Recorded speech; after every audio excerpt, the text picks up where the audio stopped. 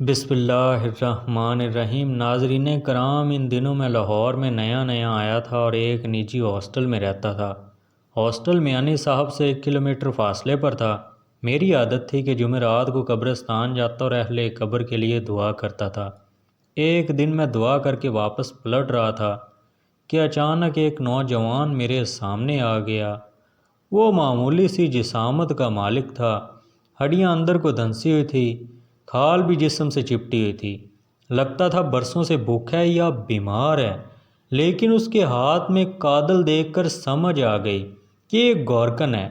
آپ جس قبر پر دعا کر رہے تھے ادھر کوئی نہیں ہے۔ اس نے معین سی آواز میں ایسا انکشاف کیا کہ میں غور سے اس کو دیکھنے پر مجبور ہو گیا۔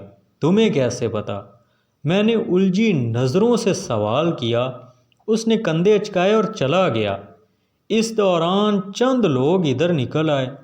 انہوں نے اسے آواز دی، اوئے رمضانی بات سنتا جا۔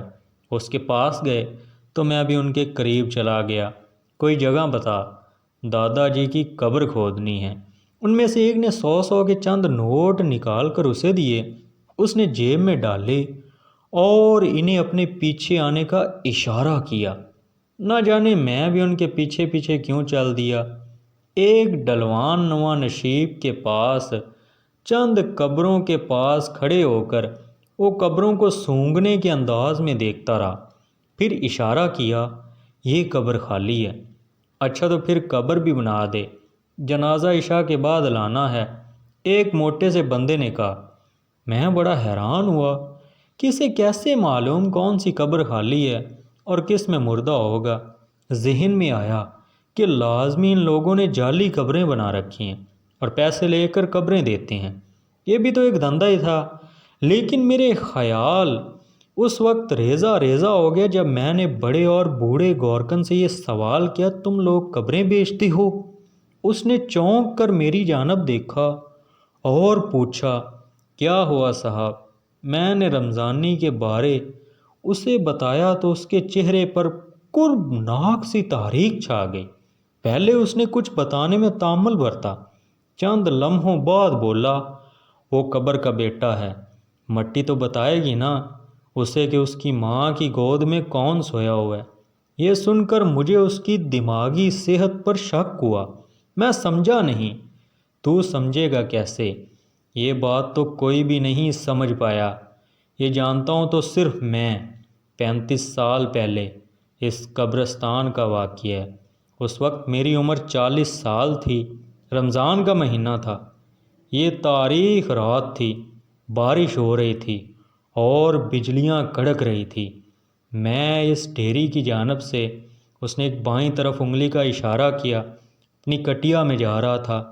مجھے ایک بچے کے رونے کی آواز آئی۔ میں رک گیا اور آواز کا پیچھا کرتا ہوا اس جگہ پہنچا تو دیکھا یہ آواز ایک تازہ قبر سے آ رہی ہے جس کو بارش نے اب کافی ننگا کر دیا تھا۔ قبر تقریباً بیٹھ رہی تھی۔ بچے کی آواز اسی قبر سے آ رہی تھی۔ میں نے ہمت کی اور قبر کھود کر جب نیچے کی طرف دیکھا تو اس لمحے بجلی زور سے کڑکی۔ اس کی روشنی قبر میں سفید کفن میں ایک عورت ایڑی ترچھی ہوئی پڑی تھی۔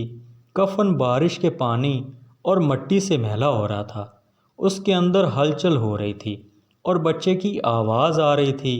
یہ منظر دیکھ کر میں بہت گھبرایا، سمجھا کہ یہ کوئی جن بھوت کا کام ہے۔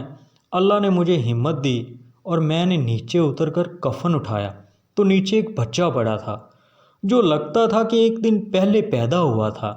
یہ بچہ اسی عورت کا تھا اور لگتا تھا وہ 1-2 دن پہلے مر چکی تھی۔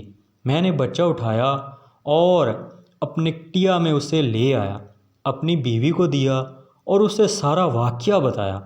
اللہ والی کو اس بچے پر بڑا پیار آیا اور اسے ہم نے پالا۔ اس کا نام محمد رمضان رکھا۔ سارے لوگ اسے رمضانی کہتے۔ ایک اور بات، میں نے بہت کوشش کی کہ کسی طرح پتہ کروں کہ اس قبر والی عورت کے وارث کون تھے، لیکن جب ناکام رہا تو رمضانی کو ہم نے ماں باپ بنا کر پالا۔ یہ ابھی بچہ ہی تھا مگر اسے قبروں سے بڑا پیار ہو گیا۔ یہ قبروں سے لپٹ کر سوتا ہے۔ اللہ نے اس کے اندر کوئی ایسی قوت رکھی ہے، یہ قبر سونگ کر بتا دیتا ہے کہ اس میں جو مردہ ہے وہ عورت کا ہے یا مرد کا، بچے کا یا بڑے کا، کتنا پرانا ہے۔